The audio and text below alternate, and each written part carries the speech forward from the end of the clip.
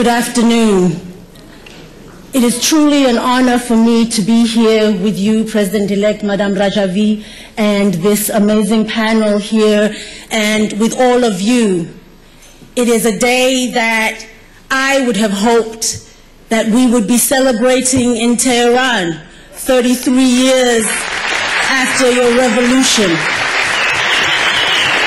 So it is with some mixed emotion.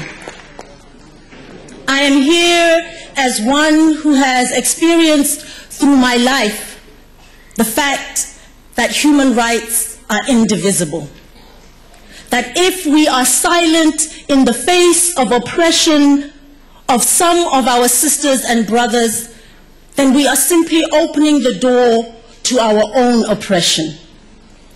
I come as one who experienced the support of the world community when our people were oppressed.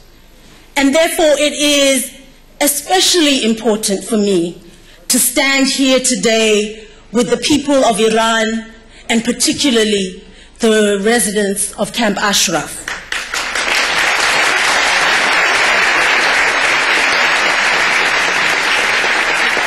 We know that this move to Camp Liberty is not a move that is beneficial to the people of Camp Ashraf.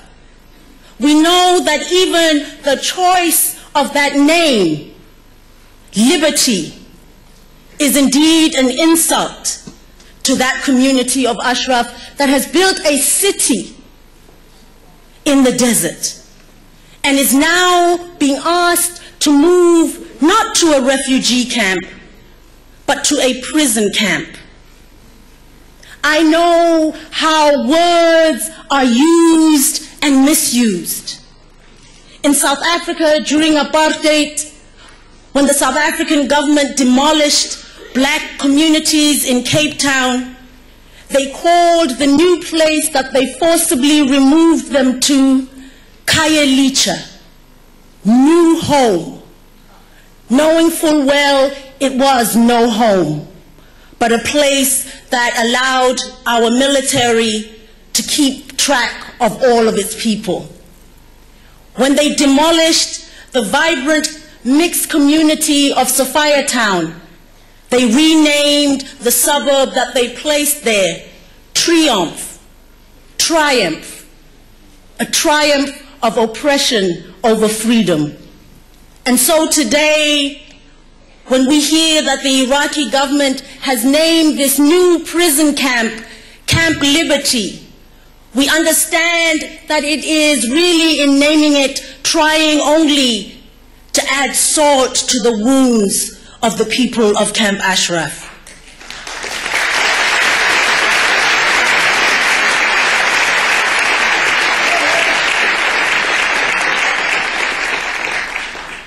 We ask those who now say, the representatives of the United Nations, who say that that camp is habitable and is right for the residents. We ask them, would you place your daughters or sons in that camp? We ask them,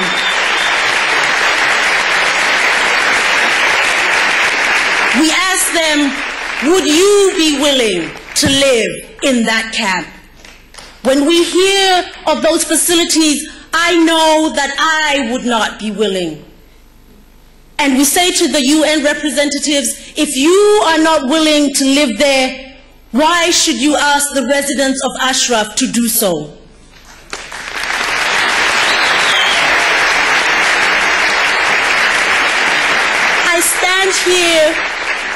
I stand here as a citizen of two countries that in different ways have important role to play in what is going on in Iran and Ashraf.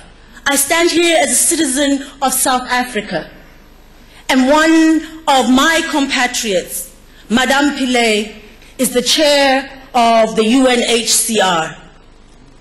And therefore I call on her as a fellow citizen who knows the experience of oppression to make it clear that the UNHCR will not step aside and will insist that it be able to carry out its work among the refugees of Ashraf to allow them to be designated properly refugees and therefore able to be moved to different countries. I stand here too as a citizen of the United States, a country that signed an agreement with every single resident of Ashraf, an agreement that assured them that they would be protected by the United States. So I stand and I ask my government, do not go back on your word. That would be a shame for us as Americans. We cannot stand by and allow the people of Ashraf to be herded into a prison camp called liberty.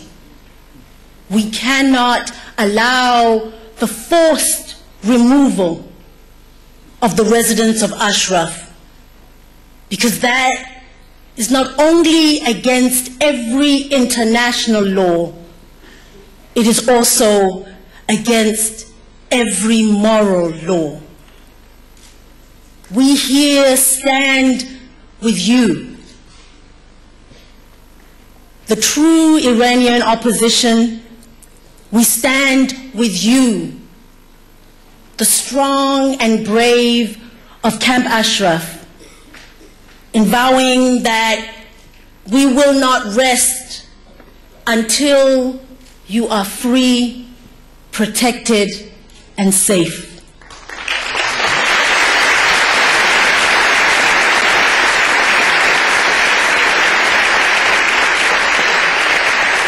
Because we know that all of our rights are indivisible, that we cannot be silent, because the human rights of Camp Ashraf residents are our human rights. Thank you.